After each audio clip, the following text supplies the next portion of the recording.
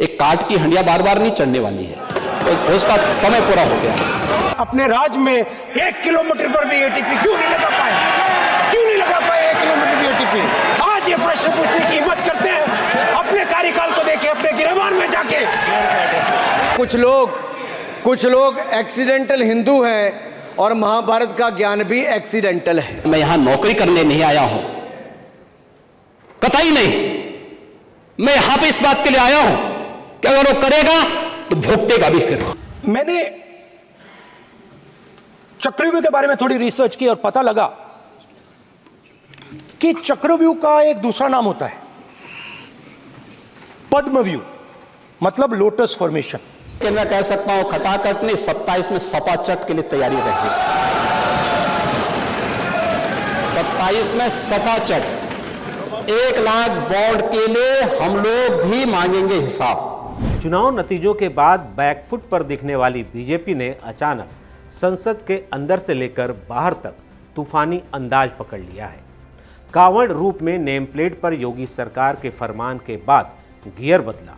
इसके बाद संसद में अनुराग ठाकुर की दहाड़, फिर सौम्य विनम्र रेल मंत्री का उसी तेवर में जवाब, और अब यूपी विधानसभा में योगी की हुंकार। समझने वाले समझ रहे हैं कि खेल बदल चुका है। बीजेपी के इन तमाम नेताओं के बयान हम सुनाएंगे और ये भी बताएंगे कि बीजेपी फायर हुई तो राहुल गांधी कैसे फ्लावर में बदल गए। क्या है उसके मायने, क्यों बदली बीजेपी ने रणनीति, और अब आगे क्या होने वाला है, आज खबरों की तह तक में इसकी बात। नमस्कार, मैं हूं पुनीत त्रिपाठी।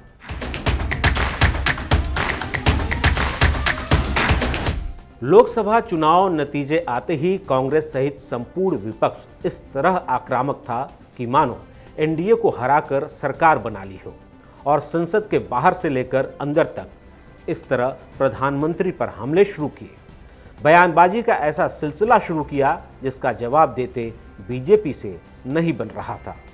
जाति और मजहब वाले बयानों से बंटवारे की राजनीतिक हिलोरे मारने लगे। जाति जनगणना को हम यहां पास करके दिखाएंगे। आप जाति कैसे पूछ सकते हैं? आप बताएं, जाति कैसे पूछ सकते हैं? आप पूछ के दिखाओ जाति तुम। आप जाति कैसे पूछोगे तुम? ऐसा लगने लगा सत्ता पक्ष सरेंडर कर चुका है। तभी बीजेपी की तरफ से एक आवाज आई और कहा गया अब और नहीं। विपक्ष के खाम ख्याली हनीमून पीरियड खत्म, और इसके बाद फ्लावर नजर आने वाले बीजेपी फायर में बदली। और संसद में जब रेल हादसों पर विपक्ष ने सवाल खड़े किए तो तथ्यों की रोशनी में शहद उगलने वाली जुबा भी शोले बरसाने लगे। अपने राज्य में 1 किलोमीटर पर भी एटीपी क्यों नहीं लगा पाए? क्यों नहीं लगा पाए 1 किलोमीटर भी एटीपी? आज ये प्रश्न पूछने की हिम्मत करते हैं अपने कार्यकाल को देखे, अपने गिरबान में जाके। इस आवाज की धमक को विपक्ष ने देर से समझा तो ट्यूबलाइट जली, और इसके बाद डरो मत जैसे नारा देने वाले राहुल ईडी के रेड का अंदेशा जताते हुए सोशल मीडिया पर विक्टिम कार्ड चलाने लगे। मैंने चक्रव्यूह के बारे में थोड़ी रिसर्च की और पता लगा कि चक्रव्यूह का एक दूसरा नाम होता है पद्मव्यूह, मतलब लोटस फॉर्मेशन। राहुल ने इसकी वजह अपने उस भाषण को बताया जिसमें चक्रव्यूह की तुलना कमल से की गई थी। कमल का मतलब केवल बीजेपी का निशान नहीं, ये राष्ट्रीय फूल का प्रतीक है, देवी देवताओं के आसन का प्रतीक है।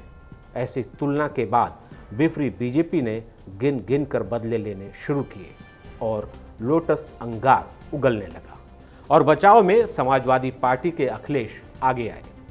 तो यूपी के मुख्यमंत्री योगी आदित्यनाथ ने विधानसभा में 4 ठग की कहानी सुनाई और बताया कि किस तरह एक बकरी को कुत्ता बताकर भोले भाले किसान को ठगा गया। चारों ठगों का काम पूरा हो गया और चुनाव में खटाखट खटाखट खटाखट 1 लाख का बॉन्ड, 1 लाख का बॉन्ड कहां गया? अब कहां गया 1 लाख का बॉन्ड?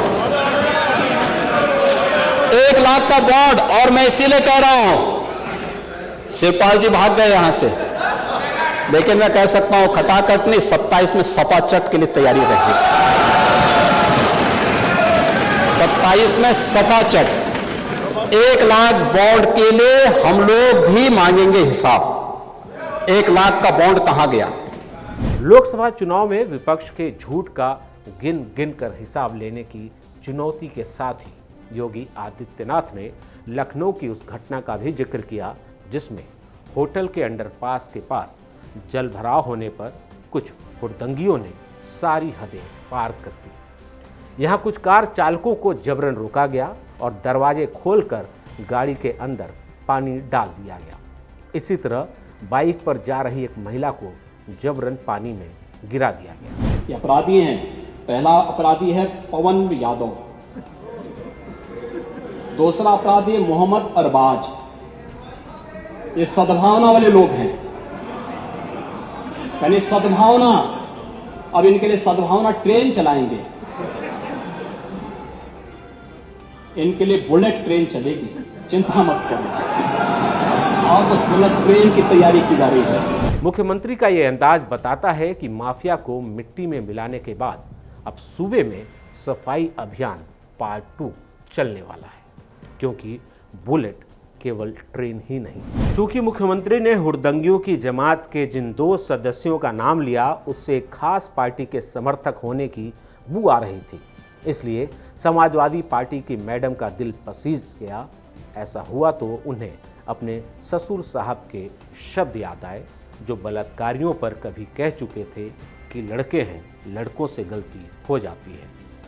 मैडम डिम्पल की जुबान से ऐसे शोधों के लिए बच्चे निकले। सरकार बहुत ही आसानी से आइडेंटिफाई कर सकती है कि कौन बच्चे थे जो कर रहे थे या कौन लोग थे जो ऐसा काम कर रहे थे। लेकिन जब मामला बहन बेटियों का हो तो योगी का एक्शन वैसा ही होता है जैसा इस मामले में हुआ। इस घटना को हमने गंभीरता से लिया है और गंभीरता से लेने का परिणाम है पूरी चौकी को सस्पेंड किया है, इंस्पेक्टर को सस्पेंड किया है, डिप्टी एसपी, एडिशनल एसपी और डीसीपी, इन सबको वहां से चेंज करके इनके खिलाफ भी कार्रवाई हमने प्रारंभ की है। इसके बाद योगी ने सदन से ही अपराधियों तक अपने बुलडोजर की धमक भी पहुंचाई। आपको बुलडोजर से डर लगता है, लेकिन यह निर्दोष के लिए नहीं है, उन्हीं अपराधियों के लिए है जो प्रदेश के नौजवानों के भविष्य के साथ खिलवाड़ करते हैं, जो प्रदेश के व्यापारी और बेटी की सुरक्षा में सेंध लगाने का काम करते हैं, जो प्रदेश के अंदर अराजकता पैदा करके सामान्य लोगों का जीना हराम करते हैं। ये तो योगी के तेवर की शुरुआत थी। इसके बाद फायर बने योगी ने उन तमाम लोगों को संदेश दिया जो सत्ता से उन्हें हटाने के ख्वाब बुन रहे थे, जिनमें अपने और बेगाने दोनों हैं। मैं यहां नौकरी करने नहीं आया हूं, कतई नहीं। मैं यहां पे इस बात के लिए आया हूं कि अगर वो करेगा तो भुगतेगा भी फिर, और इसीलिए मैं यहां पे आया हूं कि हम लोग उससे लड़ेंगे।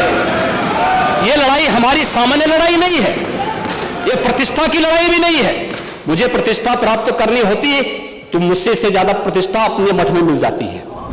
इसके बाद मुख्यमंत्री ने एक एक कर समाजवादी पार्टी के हालिया पाप गिनाने शुरू किए और बताया कि जिस अयोध्या के राजा राम हैं, सांसद अवधेश प्रताप को उसी अयोध्या का राजा बताने वाली समाजवादी पार्टी का एक नेता मोइन खान निषाद परिवार की 12 साल की बच्ची का बलात्कारी है और ये बलात्कारी समाजवादी पार्टी का कार्यकर्ता है, अयोध्या के सांसद का करीबी है। इसके बाद योगी ने हरदोई में घर में घुसकर वकील की हत्या करने वाले समाजवादी पार्टी के पूर्व जिला अध्यक्ष वीरेंद्र यादव का जिक्र किया और बताया कि ऐसे लोगों से कैसे निपटा जाए। इस प्रकार के अपराधियों को आप कहते हैं साहब गोली मार रहे हैं, क्या माला पहनाएंगे क्या?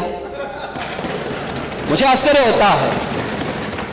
अब इस प्रकार का तो एक ताजा उदाहरण है, इस समाज के लिए सबसे बड़े कलंक है, इस समाज का कोड है और इस कोड को जब तक हटाएंगे नहीं तब तक उत्तर प्रदेश की स्थिति को ठीक करने में कठिनाई होगी। समाजवादी पार्टी की कुंडली खुले तो बंद होने का नाम ना ले, यह संभव नहीं। क्या ये सच नहीं है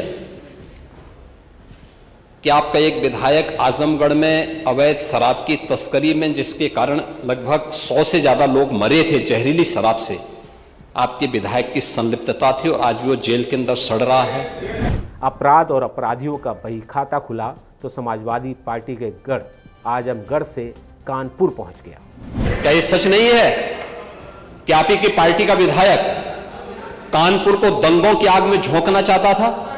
और इस बही खाते के अंत में फिर वही अंदाज दिखा जो योगी की पहचान है।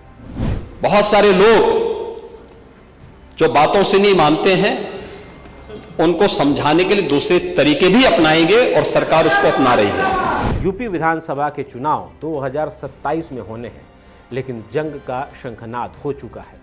संसद में राहुल अखिलेश से लेकर विपक्ष के तेवर पर बीजेपी ने जैसे को तैसा वाले अंदाज में जवाब देना शुरू किया है। योगी के तेवर ने बैकफुट पर दिख रही बीजेपी को फ्रंट फुट पर ला दिया है। क्या बीजेपी को विपक्ष का जवाब इसी तेवर से देना चाहिए? आप क्या सोचते हैं? अपनी राय कमेंट बॉक्स में दें। ये वीडियो पसंद आया हो तो इसे लाइक करें, अपने दोस्तों के साथ साझा करें और चैनल को सब्सक्राइब करें।